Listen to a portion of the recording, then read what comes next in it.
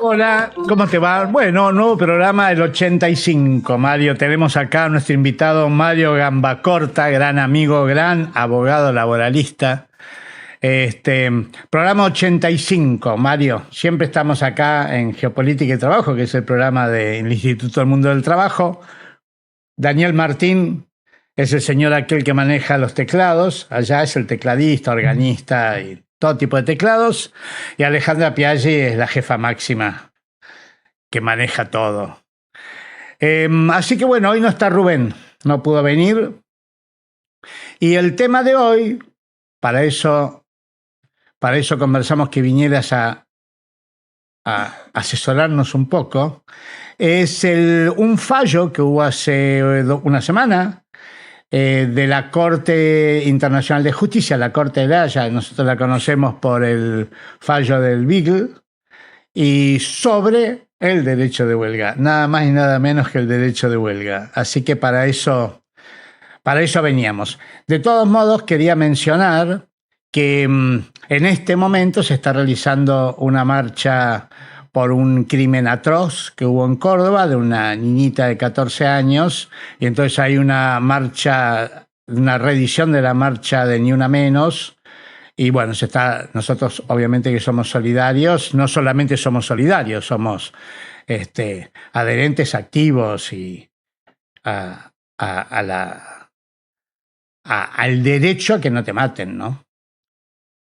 Sí, bueno, buenas tardes, Pepe. Muchas gracias por la invitación. Bueno, saludos a todo el equipo del programa. Y también, desde ya, mi solidaridad con esta marcha, después de una atrocidad como la que hemos visto que se ha cometido, ¿no? Y para que esto termine, que ver las causas también es un tema para el debate, no es Claro, específicamente ¿no? nuestro, no solo los efectos, sino las causas, ¿no? Siempre en estos temas, ¿por qué estamos así como sociedad, ¿no? En esto y en otros planos. Bueno, recién estábamos hablando vos y yo, acá, la cosa previa de lo jurídico y lo cultural, porque en realidad es el mismo tema. ¿Cuánto puede lo jurídico y cuánto de estas cosas que suceden tienen que ver con lo cultural? Lo jurídico, por supuesto que es importante, pero hay muchas cosas que son culturales y que la batalla cultural, como se dice, bueno, a veces es más importante que la batalla jurídica. Sí, ahí es interesante lo que vos señalás, porque lo que tendríamos que ver son los límites de lo jurídico, Claro. Y la definición de lo jurídico, ¿no? Porque muchas veces, a mí me gusta señalar que a veces lo jurídico algunos lo dejan solo en lo normativo, y lo jurídico es mucho más, es lo axiológico, lo sociológico, Claro. y un montón de otros elementos, los valores en juego como sociedad que están, las correlaciones de fuerza que se dan. Entonces lo jurídico, si uno tiene una mirada un poco más crítica, trata de tener una mirada más profunda, más compleja, lo jurídico va a lo cultural inexorablemente, como vos mencionabas, ¿no? Sí, creo que tiene que ver con la violencia. Obviamente que la violencia de género es una mezcla de los fenómenos genéricos de violencia con los fenómenos de género y de desigualdad que hay en materia de género, no solamente en materia de género, pero bueno, el género es la mitad de la población. Así es. Más de la mitad, más, exactamente un poquito más. Más de la mitad. Pues tenés datos actualizados. Sí. Bueno, acá lo que sucedió es que hace 2 semanas hubo un fallo de la Corte Suprema, de la Corte de La Haya, la Corte Internacional de Justicia, un fallo sobre el derecho de huelga. Extraño, algo relativamente extraño, porque lo que venía pasando es que en la Organización Internacional del Trabajo, que es una parte del sistema de Naciones Unidas, la parte que se encarga del trabajo, había una pelea entre el sector empleador y el sector trabajador. La Organización Internacional del Trabajo es un organismo cogobernado por los sindicatos, por las empresas y por los gobiernos. Y había una pelea sobre todo a partir del sector de los empleadores, que decía, no, el derecho de huelga no está expresamente contemplado.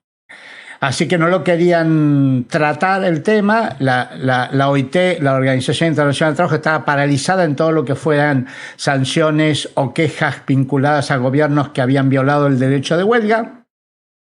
Y finalmente, hace 2 años, uno de los organismos de la Organización Internacional del Trabajo decidió mandar este tema a la Corte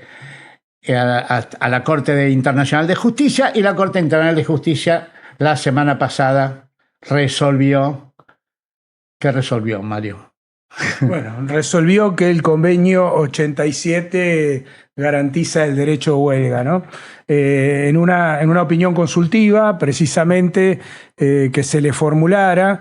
Y primero menciono el convenio 87 de la Organización Internacional del Trabajo, es el convenio sobre la libertad, que da determinados preceptos, lineamientos vinculados precisamente con la vigencia de la libertad sindical. Y como la huelga no estaba explícitamente mencionada, creo que fue el argumento, fue el argumento del grupo empleador para cuestionar la vigencia de esto, ¿no? Igual esto es un largo proceso de debates. Y precisamente, como vos señalabas, desde el año 2012, ahí fue cuando detonó esto en la Comisión de Normas, que es un órgano que, para decirlo lo más sencillo posible, selecciona los casos que van a ser tratados, debatidos precisamente en torno a esto. Surge esta discusión que tiene varias aristas, ¿no? Porque también hay un debate en quién interpreta, y la que interpreta, y si está fuera de discusión quién interpreta, es la Corte Internacional de Justicia de La Haya, que está inclusive previsto en la propia Constitución de la Organización Internacional del Trabajo, ¿no? En el documento liminar madre de la OIT. Fue un caso de interpretación, es un caso de interpretación, es interesante, es decir, el convenio de la OIT, convenio 87, no menciona la palabra derecho de huelga. Entonces, le pregunta a la Corte, los trabajadores decían, no lo menciona, pero obviamente está incluido. Y los empleadores decían, no, si no lo menciona, no está incluido. Obviamente, esto lo sabe cualquiera, no es indispensable que esté mencionado. Por ejemplo, en la Constitución argentina hay un artículo que dice, y todos aquellos derechos relacionados con la soberanía popular. Porque no es que si no estás mencionado expresamente, no tenés derecho. Los derechos no son una cosa cerrada. Y entonces había que interpretar. Así que es un fallo de interpretación. Sí, y además nos evidencia, creo, otras cuestiones, ¿no? Y creo que nos sirve, algo charlábamos antes de comenzar el programa con vos, nos sirve para ver el cuadro de situación complejo, y yo me atrevo a decir en algunos aspectos dramáticos, que se encuentran las relaciones laborales y particularmente el sector trabajador y las organizaciones sindicales en esto. Yo digo, desde el convenio 87 fue sancionado en el año 1948, o sea, hace 78 años. Y la OIT fue fundada en 1919, o sea, hace 107 años. Y después de todo ese tiempo hay que recurrir a la Corte Internacional de Justicia de La Haya para que ratifique que el derecho de huelga es parte de la libertad sindical. Porque creo que yo siempre siento, y esto es como con la última reforma que ha ocurrido en Argentina y la ley bases con anterioridad y otras tantas cosas que están pasando, yo hay momentos que siento, Pepe, discúlpame, que estamos discutiendo, ¿no?, la cuadratura del círculo. Siento que estamos discutiendo la cuadratura porque hay cuestiones que son tan evidentes en su lógica, y creo que afortunadamente han sido recogidas en parte, porque también hay que ver hasta dónde llega el fallo y hasta dónde no llega, han sido recogidas en parte en este fallo, que creo que es muy importante, es valioso, pero también nos sirve para definir lo que a mí me gusta denominar los estándares laborales en los que nos encontramos inmersos, y más que inmersos, por no decir sumergidos, más profundo que inmerso en la superficie, ¿no? Porque es un convenio que viene del año 47, del 48, desde la misma creación de las Naciones Unidas, desde que comienza la Guerra Fría. La palabra libertad sindical, que fue tan fuerte en ese momento, no era casual, porque tenía que ver con un tipo de sindicalismo distinto del sindicalismo comunista, que no era libre. Entonces hablaba de sindicatos libres. Libertad. La palabra libertad, y se llenan la boca con la palabra libertad. Y después de 80 años no se habían dado cuenta que no estaba el derecho de huelga, no se habían dado cuenta. Los libros de la facultad, todos estos abogados y estos profesionales que iban a la facultad en todos los países del mundo, no les habían enseñado que no estaba el derecho de huelga y se dieron cuenta ahora. Bueno, ahí yo, si me permitís una breve interrupción, es un problema que hemos tenido hasta hace pocos años, porque en torno a este debate, ya hace varios años cuando explota este debate, hay un artículo precisamente que publica Funes de Rioja, sosteniendo, además como máximo representante en la OIT del sector empresarial. Porque era el presidente Argentina, Funes de Rioja, el abogado, era el presidente de la Organización Internacional de Empleadores. Exacto. Era el que dirigía, así que era la voz máxima. Y él señala en un artículo muy bien estructurado, con sus fundamentos, él señala precisamente que sostiene esta postura de que la huelga no está garantizada, pero sí dice algo que se enseñaba en las universidades argentinas, particularmente en la Facultad de Derecho de la UBA, señalando que la interpretación auténtica y definitiva era de los órganos de la OIT, como la Comisión de Expertos en la Aplicación de Convenios y Recomendaciones y las decisiones del Comité de Libertad Sindical. Y sin querer ser autorreferencial, voy a empezar por los colegas con que escribimos un artículo en el que le respondimos a Funes de Rioja, en términos de debate académico, ambas partes con mucho respeto, señalando que nosotros entendíamos obviamente que el derecho de huelga estaba contemplado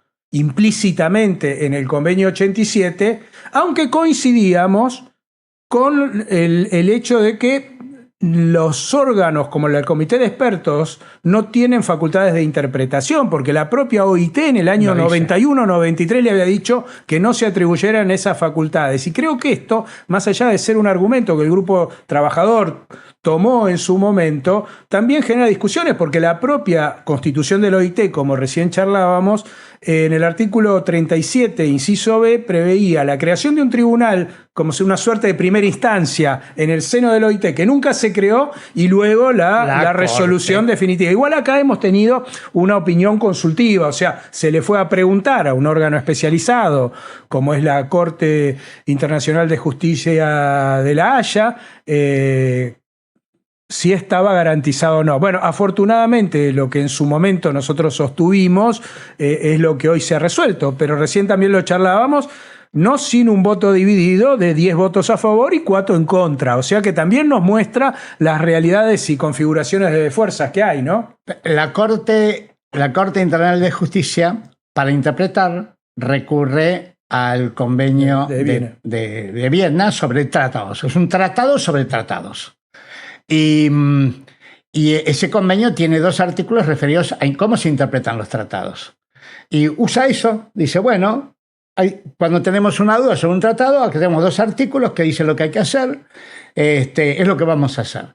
Y utiliza, que yo creo que son los 2 argumentos fundamentales, después hay varios más, pero hay esos 2, que son los 2 primeros elementos que hay que tener en cuenta cuando se interpreta un tratado, y en realidad cualquier ley, cualquier decisión, que es buena fe.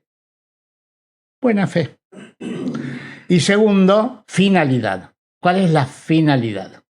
Entonces dice, de buena fe no habla tanto, pero en realidad lo que dice es, a ver, muchachos empresarios, hay tantos antecedentes y tantos tratados y tantos acontecimientos en los últimos 100 años, que ustedes vengan ahora, 100 años después, a decir que la huelga no es un derecho, es de mala fe. Ustedes mismos han dicho que era un derecho. Es decir, lo que vos ves acá, yo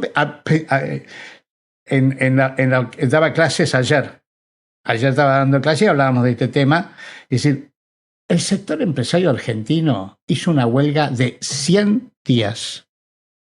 De 100 días, con corte de rutas y de puentes, de la producción más importante que tiene nuestro país, que es el campo. Sí, yo no me atrevería a llamarlo huelga. Fue un lockout que no está reconocido por la legislación vigente. Huelga quiere decir interrupción de. Sí, pero... Huelga quiere decir eso. Sí, pero en términos para la Argentina, yo diría, creo que fue un lockout patronal. Un lockout patronal es una huelga empresarial. Vale aclararlo a nuestra audiencia, no está un lockout, o sea, es una medida de fuerza que toman los empleadores que no está contemplada en nuestra legislación, entonces, a diferencia de la huelga para los trabajadores. Y entonces, es decir, ¿eso está permitido? Eso estuvo permitido por vías de hecho, no de derecho. No, de derecho también. Lamentablemente, ¿no? Que también es... O como hubo denuncia, no está prohibido. Pero hubo afectaciones de determinadas cuestiones. Bueno, si hubo denuncias o no, sinceramente no me acuerdo. Yo creo que nunca. No está prohibido. No me acuerdo, pero cuando se cortaban las rutas y todo lo que no está prohibido está permitido. Sí, no, pero el lockout en general, también es interesante señalarlo, el lockout en general está previsto en las legislaciones laborales más precarias. Yo me atrevería... Está bien, pero no está prohibido. En Argentina ha habido lockouts, pero tiene límites porque es una alteración del contrato de trabajo. Pero la huelga por también ejemplo, tiene límites. Lo que quiero decir es... No, pero la huelga tiene límites en cuanto a la forma de su ejercicio. Mira, Mario, yo conozco muchas huelgas empresarias en la Argentina, muchísimas. Sí, pero de hecho... Porque siempre son de hecho. Cuando hacen la huelga es una alteración del ius variandi, de las condiciones del contrato. Siempre son de hecho. Lo que quiero decir... Nunca he visto nadie, ni siquiera el sector laboral, que haya denunciado como delito o como incumplimiento una huelga. Jamás. Porque que no esté prohibido, que no esté permitido, expresamente no quiere que afecta en general el contrato individual del trabajo. Entonces, el que lo puede denunciar sería el trabajador individualmente y tiene que ir a un camino judicial. Sí, pero no conozco ningún caso en el mundo que digan que están prohibidas. No, hay países donde está expresamente prohibido, inclusive, por ejemplo, países africanos donde está expresamente prohibido. En el país africano está prohibida la huelga también. No, en algunos sí, en otros no. Entonces, yo lo que quiero decirte, Mario, ha sido legislado yo lo que quiero decirte, Mario, por ejemplo, la legislación chilena. Vos no lo ves así, pero yo lo veo así. Es de muy mala fe apoyar una huelga empresarial de 100 días con corte de rutas, con corte de puentes, en una producción tan importante para la Argentina como es el campo.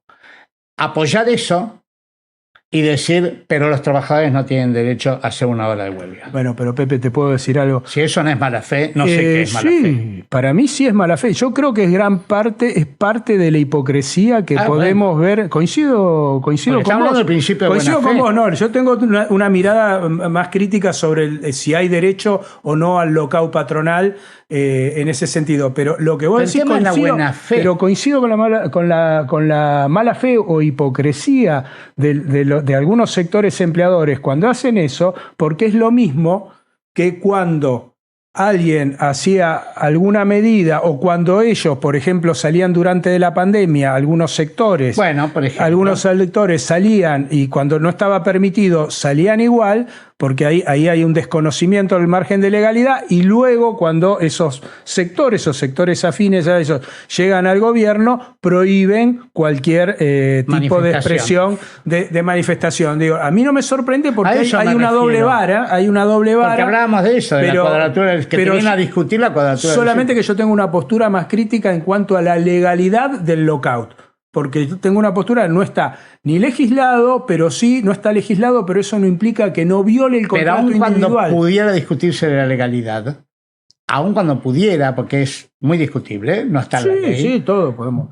Es muy de mala fe que vos vengas a decir, vos que sos el que hizo la huelga del campo empresarial por 100 días, cortaste puentes, cortaste rutas, no vos, obviamente. El señor ese que ahora va a... Si yo lo hubiera hecho, seguramente... Si yo lo hubiera hecho o vos lo hubieras hecho, seguramente estaríamos presos. Hubo uno solo que estuvo detenido, creo que muy pocas horas. Sí, el senador. ¿No? No me acuerdo quién exactamente, pero hubo alguien que estuvo detenido muy pocas horas porque porque bueno, acá hay una discusión de fondo por dónde pasa el poder real más allá de la normativa vigente. Fue porque sacaron armas. Más allá de la normativa en un momento determinado, vigente. Y entonces los detienen por sacar armas. Entonces, vos fijate, qué impresionante. Es decir, se justifica un corte empresarial. Es una huelga, yo llamo huelga. Es decir, el término huelga es un término de no hacer. Yo diría lockout. Yo sigo diciéndole lockout. Porque no soy simpatía tan por el idioma inglés. No soy tan holgar, generoso, ¿no? Soy tan generoso con ellos porque la huelga es una vieja bandera de los trabajadores y yo me parece que los grupos empleadores que históricamente se le dice huelga o paro, porque en realidad paran. Sí, le podemos decir huelga. El significado es vos todos los días trabajás y las máquinas están funcionando y de repente paran. Cuando se para no hay actividad económica. Sí, pero no es un derecho de los empleadores, porque ahí también... Está bien, pero te lo digo porque la huelga, que ha sido una reivindicación histórica, que históricamente ha sido un delito antes de ser un derecho constitucional, o ha sido atacado como un derecho, y los propios empleadores no decían que estaban, las patronales del campo no decían que estaban haciendo huelga, decían otras cosas, porque creo que para ellos la palabra huelga a veces les suena mala palabra, entonces ahí yo sí... A mí no me interesa tanto discutir si es derecho o no el lockout, sino la mala fe de que vos digas, nosotros podemos hacer lockout, pero ustedes no pueden hacer huelga. Pero no nos puede sorprender la mala fe, y no te lo digo a vos desde ya, no nos puede sorprender la mala fe, porque en 107 años del OIT, en ningún convenio se pudo incorporar explícitamente el derecho de huelga.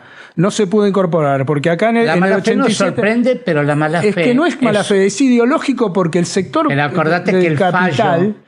la interpretación de los tratados, regla número 1, deben interpretarse de buena fe. Sí. Entonces, si vos no lo interpretás, porque el hecho de que sean empleadores no los excluye de cumplir los tratados y las leyes, aunque seas un empleador. Sí, pero yo te estoy tratando de señalar algo, coincido con vos en los tratados. Si no lo haces de mala fe, incumpliste, aunque seas un empleador. Pero yo estoy tratando de ir más allá. ¿Viste? Cuando decíamos vamos a hablar más de relaciones laborales que de derecho del trabajo. Entonces, acá hay una concepción ideológica del sistema capitalista que históricamente ha rechazado el derecho de huelga e históricamente ha rechazado los derechos laborales, y lo estamos padeciendo hoy directamente en Argentina cuando no nos prohíben el derecho de huelga, pero estamos viendo, y vos lo conocés muy bien todo esto, todo una ingeniería que no solo modifica el artículo 24 de la ley 25877 y pone una batería de servicios esenciales poniendo una exigencia del 75% de prestación de servicios o servicios de importancia trascendental, sino que va rompiendo el modelo sindical argentina, rompiendo el modelo negocial, quitando derechos a los representantes sindicales, todo en la misma lógica de desconocer la posibilidad del derecho de huelga. O sea, como en Argentina no se puede prohibir porque está en el artículo 14 bis de la Constitución Nacional, entonces se hace todo un mecanismo absolutamente cuestionable. Explícalo porque es toda una ingeniería. No sé si la gente, mucha gente sabe, pero mucha gente no sabe. No. ¿Qué es lo que pasó ahora? Lo que ha pasado ahora es que nosotros, primero con el decreto 70 del año 23, que fue declarado inconstitucional, pero luego con la ley bases en el año 2024 y ahora con la denominada ley de modernización que entró en vigencia el 6 de marzo, se ha construido todo un andamiaje, tanto desde la ley de contrato de trabajo, particularmente el artículo 242, que es la injuria laboral, que antes era lo que padecía el trabajador, ahora es lo que causa el trabajador cuando adhiere a una medida de fuerza, para decirlo de forma lo más sencilla posible. Por otro lado... Es injurioso. Un trabajador que hace una huelga... Claro, que obstruye, que afecta a la carga y descarga de las mercaderías. Por otro lado, la modificación de la ley de asociaciones sindicales, la 23.551, que limita la realización de asambleas y congresos de delegados, limita la posibilidad de participar en medidas. Te descuenta del sueldo. crean un montón de figuras que facilitan sancionar a trabajadores y sobre todo a organizaciones sindicales, dándole prácticamente poder discrecional a la Secretaría de Trabajo en un montón de cuestiones. Se reduce la protección de los representantes sindicales. Se crean prácticas desleales, que antes se llamaban prácticas antisindicales y ahora las llaman, poniendo en la ley sindical conductas desleales que afectan a los empleadores, ¿no? Es como la legislación laboral pone en figuras no laborales para beneficio de los empleadores. Y además se modifica la negociación colectiva y se limita el ejercicio del derecho de huelga, transformando prácticamente todo en servicio esencial o servicio. Se va tabicando todo. Que es la frutilla que me encanta, la frutilla del postre amargo, que te obliga a trabajar en la huelga. Es una norma que te obliga, que establece la obligación de trabajar durante las huelgas. Sí. Excelente. Porque yo la otra vez lo explicaba en un curso. De 100 trabajadores en las actividades que han declarado prácticamente en una huelga, tienen que trabajar 75, claro, para decirlo lo más la obligación gráfico, de trabajar. 75. Si no te despiden. O sea que 25 pueden hacer huelga. Claro. Es decir, que si no hay huelga, podés faltar. Te van a descontar el día. Y si hay huelga, igual te descuentan el día.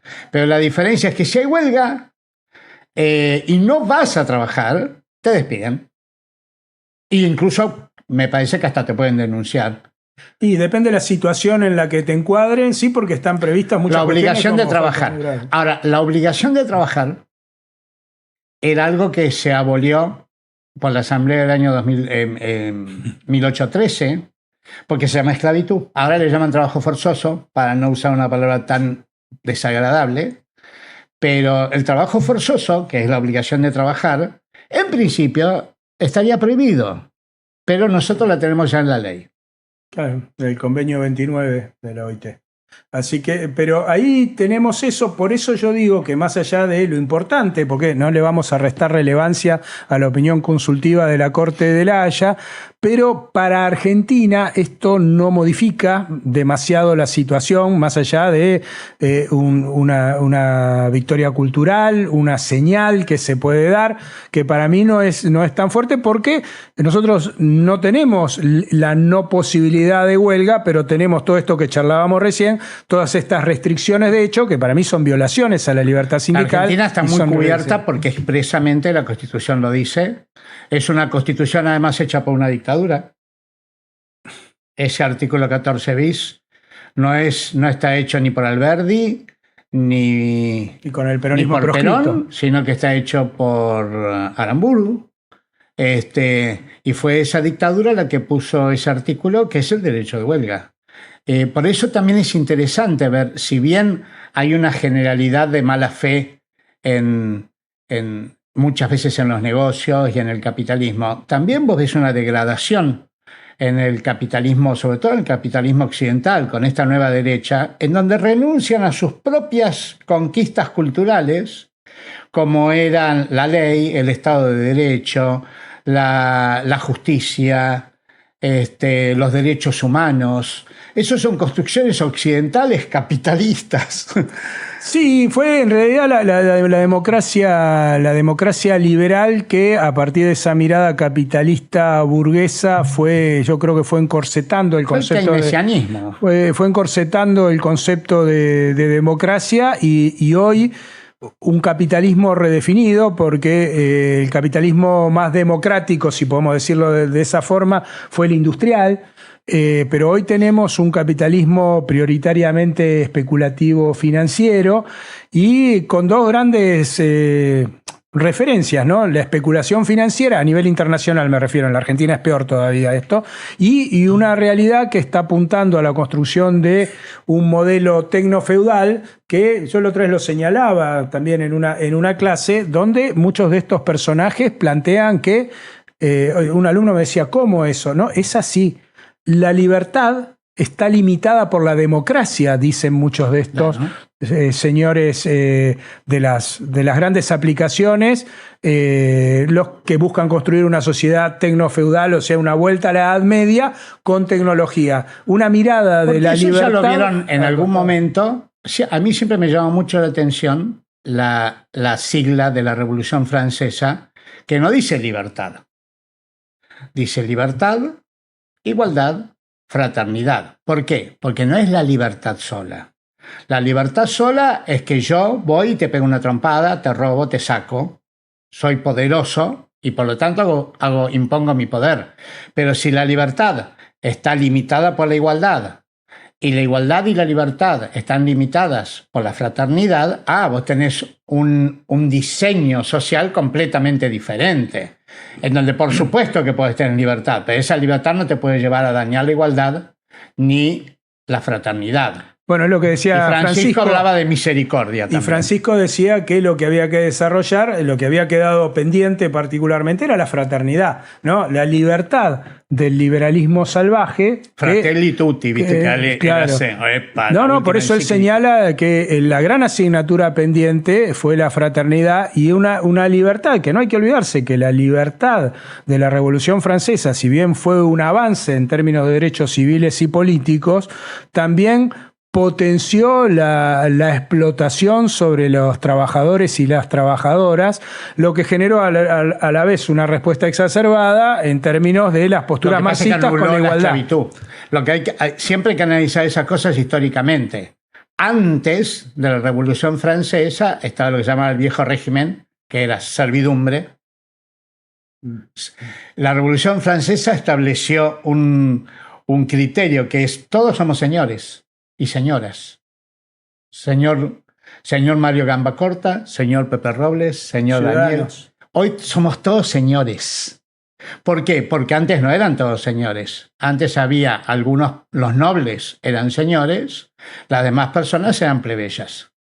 Y ahora todos nos llamamos señor. Bueno, y eso le sirvió precisamente para potenciar los abusos que venía llevando adelante el desarrollo del sistema capitalista ya industrializado, cuando le planteaba a la gente un poco lo que se está planteando ahora, porque en el último mensaje del Poder Ejecutivo se habla de volver a la autonomía de la voluntad, o sea, que todos son libres, claro, iguales, cosa que en el terreno social no se da eso, entonces se puede contratar libremente y por eso ponían jornada de 16 horas y el salario lo fijaba el empleador. Pero aún eso, porque ahí hay también un tema muy interesante. Autonomía de la voluntad, salvo que afectes mis derechos como empleador. Así que autonomía de la voluntad, salvo que hagas huelga. Hay una autonomía de la voluntad. Es decir, de algún modo es un retorno no a la autonomía de la voluntad del siglo XIX, es un retorno a la esclavitud. Sí, probablemente, porque la esclavitud es lo más rentable, particularmente en los países periféricos. Para ellos les convenía la relación de dependencia porque cuando les abarataba el derecho a morirse de hambre, está hablando de esclavitud. No está hablando de autonomía de voluntad, porque obviamente no puede haber autonomía de morirse. Yo creo que porque ese viejo capitalismo del siglo XIX no tenía los monstruos corporativos que tenés hoy, con el poder que tienen hoy. El patrón del siglo XIX era un patroncito, era una pyme. No había los monstruos. Pero depende en qué país también, porque si vos vas a Estados Unidos en el siglo XIX se consolidan, por ejemplo, los ferrocarriles que están concentrados. Claro, pero no vas a comprar un ferrocarril con Google o con Amazon. Bueno, un ferrocarril norteamericano. Pero eran los que controlaban todo el movimiento de la mercadería, o Carnegie, por ejemplo, con el acero. La mercadería en Estados Unidos. Sí, pero y a la Google vez te controla Internet en todo el mundo. Sí, pero ya era un fenómeno global porque Estados Unidos, más allá que en ese momento la principal potencia económica era Gran Bretaña. Un ferrocarril norteamericano podría tener el 1% del PBI de Estados Unidos. El 10%, no, que el 10%, el 2% del PBI argentino. Hoy cualquiera de esas empresas tiene varias veces. BlackRock tiene 27. Sí, obviamente que no podemos comparar. Las empresas multinacionales son fenómenos modernos. Pero ¿me dejas decir algo? No podemos comparar en el contexto porque no existía el desarrollo tecnológico que hay ahora. Pero, por ejemplo, Rockefeller tenía el manejo del petróleo en Estados Unidos y se proyectan hacia otros países. No es casualidad la construcción del Canal de Panamá a principios del siglo XX, ¿no? Cuando sacan... ¿No ves que hubo una concentración de capital en los últimos? Sí, que la veo. ¿Cómo no la voy a ver? Hoy en día se ha habido... ¿No ves que las empresas de hoy son bastante más grandes que, no sé, que los ferrocarriles norteamericanos? Obvio que sí, Pepe. Entonces tienen más poder. Sí, hay una concentración mayor del capital y hay un debilitamiento mayor del Estado, porque también hay una dinámica con la circulación del capital y los medios de comunicación. No te voy a decir que no a eso, pero también lo que digo hay que dimensionarlo, porque Estados Unidos y Gran Bretaña y Francia, en ese momento, que es lo que se va a discutir en la Primera Guerra Mundial, eran los que hegemonizaban a nivel mundial, porque no solo controlaban los ferrocarriles, eso le permitía tener a China sojuzgada, como la tuvieron durante el siglo XIX, o tener las políticas de dominación que han tenido, que han tenido en América Latina, o la forma en que en 1883 en el Congreso de Berlín los europeos se reparten África sin la presencia de ningún africano. Por eso te digo, el fenómeno de la globalización, más allá que es distinto y que hoy está potenciado, es un fenómeno que existe desde el Imperio Romano. Obviamente que el Imperio Romano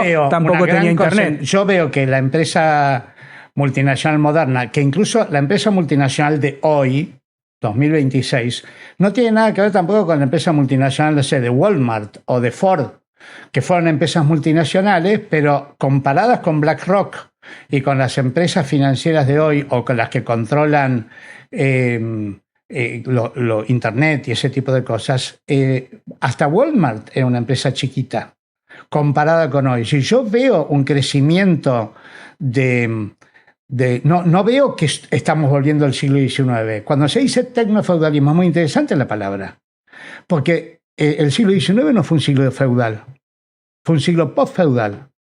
El feudalismo es anterior a la Revolución Francesa en términos generales. Es decir, estamos volviendo a castillos tecnológicos que establecen relaciones feudales, relaciones de desigualdad, pero de desigualdad real, no de desigualdad nominal, como era en el siglo XIX, ¿no? Esa igualdad. Sí, es la forma en que se instrumenta ahora a partir de la tecnología, a partir de las grandes empresas, las 8 empresas, podríamos decir, que manejan la tecnología, y esto del tecnofeudalismo creo que merece un desarrollo todavía, seguir profundizando, porque en realidad es una respuesta del sistema capitalista que busca poner en crisis la democracia y un sistema que cambió precisamente a partir de la crisis del petróleo del 73, donde se fueron desmantelando todas las regulaciones que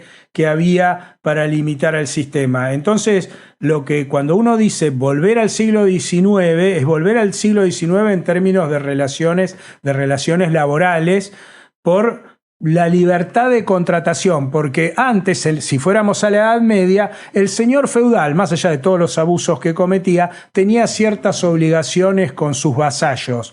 Hoy, estos señores tecnofeudales no tienen ninguna obligación. Por eso yo digo siempre que hay semejanzas y desigualdades. Creo que no lo podemos trasladar lineal porque si bien hablamos de tecnofeudalismo, hay una lógica de acumulación y de manejo del capital a partir del manejo de la información. Hoy el capital en gran parte son los datos y el manejo de esos datos, que no hay que olvidarse tampoco que atrás de muchas de estas empresas que manejan los datos hay estados o hay servicios de inteligencia de estados, particularmente en el caso de Estados Unidos. De otros países no conozco tanto, que han inducido y han financiado con fondos específicos y formales la constitución de ciertas empresas que administran datos. Lo que pasa es que la cooperación público-privada, a diferencia de lo que ha ocurrido en China, más allá de todo lo que podemos discutir sobre el sistema político chino, ¿no? Los que estén a favor o en contra, en el sistema político chino se ha dado una cooperación público-privada que en Estados Unidos, inclusive muchos de los teóricos de Estados Unidos que dicen que eso es lo que ha contribuido, por ejemplo, que hoy China haya desplazado a Estados Unidos en inteligencia artificial. Lo que estamos viendo es también un doble tema, algo charlábamos antes del programa, o dobles estándares en el hecho de que Estados Unidos ha perdido esa carrera y Estados Unidos ha perdido parte, como este programa que se llama Geopolítica y Trabajo, ha perdido parte de su influencia geopolítica y también redefine un montón de cosas a partir de eso. Y nosotros le llamamos, así intencionalmente, ¿no? Es interesantísimo el nombre, a mí me encanta el nombre. Claro, porque a ver, yo no creo que estemos volviendo al siglo XIX. El siglo XIX fue el siglo europeo, el siglo inglés. En esa época Inglaterra tenía el 25% de todo el mundo. Tenía un territorio que era una cuarta parte del territorio mundial. Nada, no estamos yendo para ahí para nada. Estamos yendo más bien al revés, a un lugar en donde Occidente ya no tiene el poder que tenía en el siglo XIX, ya no tiene el poder que supo tener el Imperio Británico, que fue el imperio más poderoso de la historia, y que creo que lo que está pasando, ese Occidente que creó la democracia, que creó el Estado de Derecho, la Revolución Francesa, los contratos, el feminismo, el derecho laboral, las Naciones Unidas, el orden mundial basado en reglas, el Fondo Monetario, ahora está haciendo volar por los aires las mismas cosas que ellos crearon. ¿Por qué? Y porque están perdiendo el poder mundial.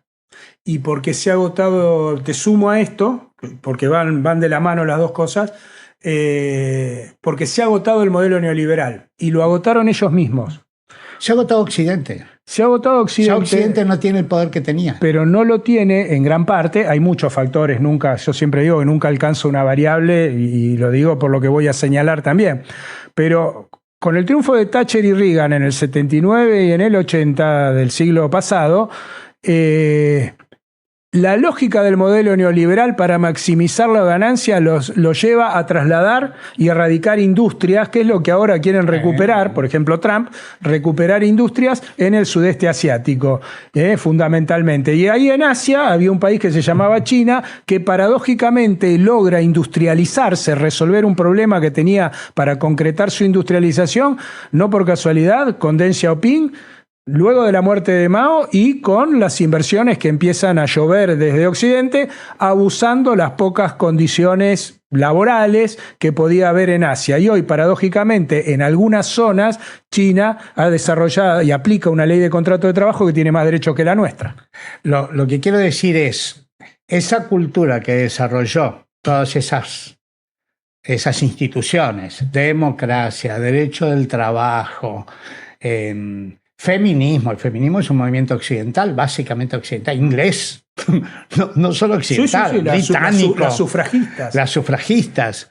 En un momento determinado pierde el poder que tenían, ese poder fenomenal. Y se llevaba Occidente, que era el 10% de la humanidad, se llevaba el 70% de la riqueza del mundo. 2 de cada 3 pesos que se producían en el mundo se los quedaba el 10% de la humanidad.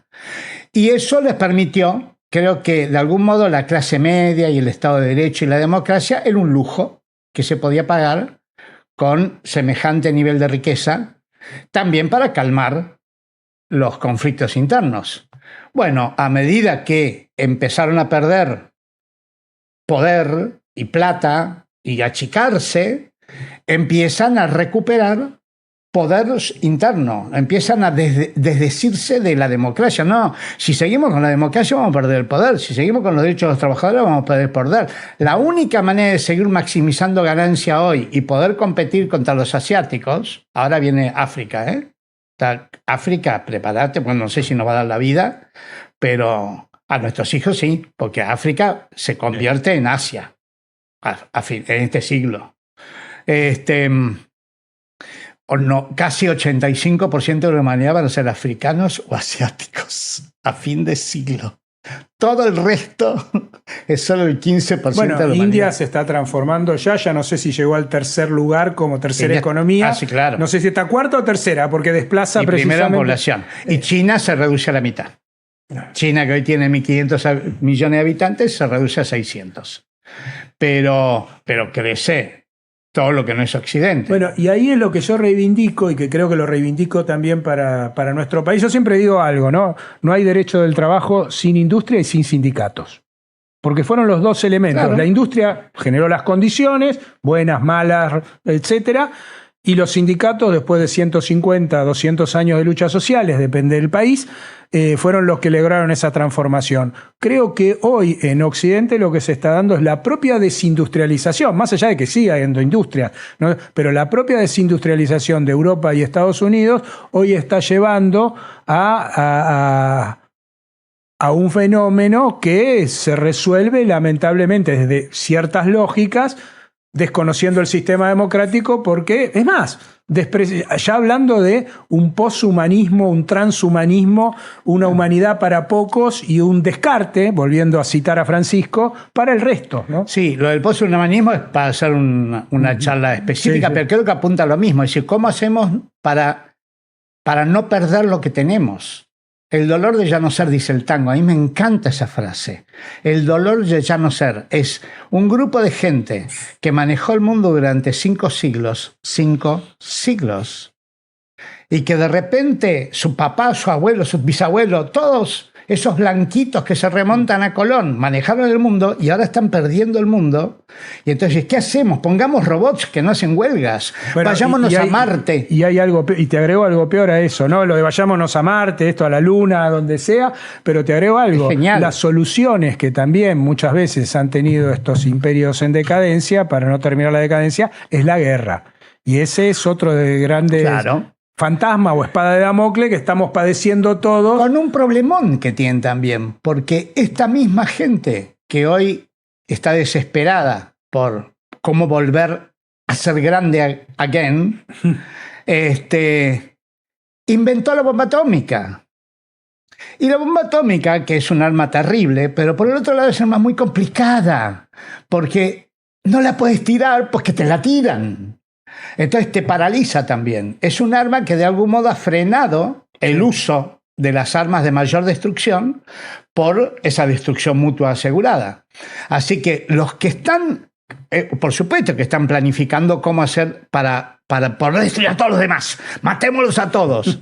No sé si viste, hay una frase de Trump que te muestra la locura llevada al máximo. Es decir, esta noche voy a destruir una civilización entera. Sí. Sí, es terrible. A ver, quien piensa así, quien tiene esa, obviamente no es posible. No es posible, ni siquiera es posible.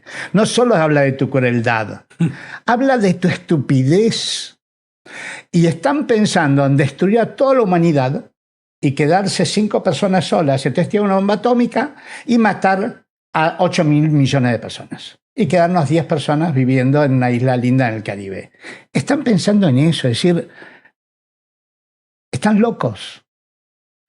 Y es uno de los problemas del sistema. Yo siempre digo, el sistema capitalista ha demostrado a lo largo de la historia ser el sistema más eficiente para multiplicar la ganancia, maximizarla, como se suele decir. Pero por otro lado, en esa lógica no tiene límites.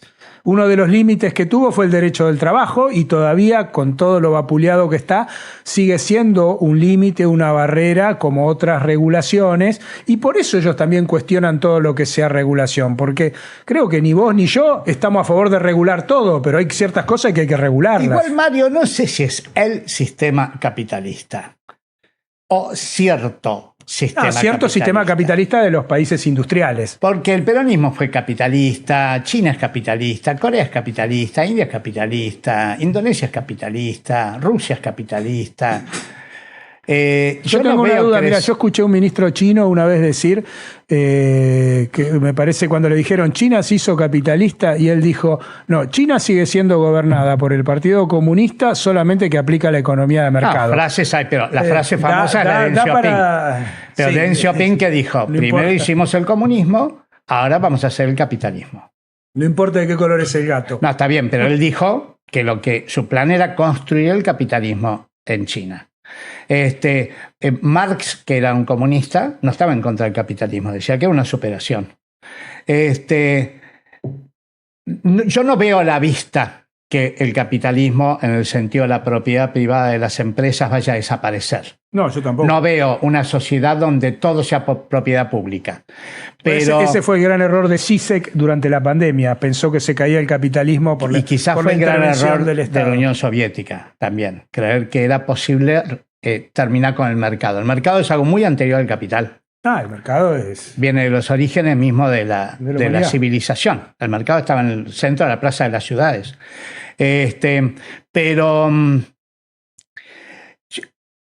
Pero lo que está claro, me parece a mí, es el fin de una civilización, de una forma. Hay que leer a Adam Smith de vuelta. Adam Smith analizaba el surgimiento del capitalismo en Occidente y Adam Smith decía que había dos maneras, dos modelos de crecimiento, de desarrollo, decía él. El modelo asiático, que era desde abajo hacia arriba, desde el campo hacia la ciudad, desde lo interno al comercio exterior. Y era el modelo natural, decía él. Y después estaba el modelo antinatural, así lo llamaba él, textual, que es el que usaba Inglaterra, que empezaba en el comercio exterior. Y que él le recomendaba a Inglaterra usar el modelo oriental, que era el modelo natural. Hay que volver... Hay un tipo de capitalismo muy depredador. Ya tenemos que ir cerrando, Mario. Así que bueno. No, coincido. Y es más, yo siempre digo, creo que los primeros que tendrían que leer a Adam Smith son los liberales. Sí, claro. Absolutamente. Él no era un economista, era un profesor de ética. No, y además tenía una visión estratégica del rol de Gran Bretaña, etcétera. Así que sé que estamos cerrando, así que yo te agradezco. Estamos cerrando. Ese 55 es el límite. Es el límite. Así que no, solo palabras de agradecimiento, un placer. Gracias a vos. Tenemos que seguir esto. Sí, y vamos a hablar de tecnofeudalismo. Vas a venir un día dentro de poco. Tenemos que hablar del tema ese. Bueno, con todo gusto. Y de todo esto que terminamos hablando ahí, ¿no? Bueno, gracias Mario, gracias Daniel. Nos vemos en el próximo programa.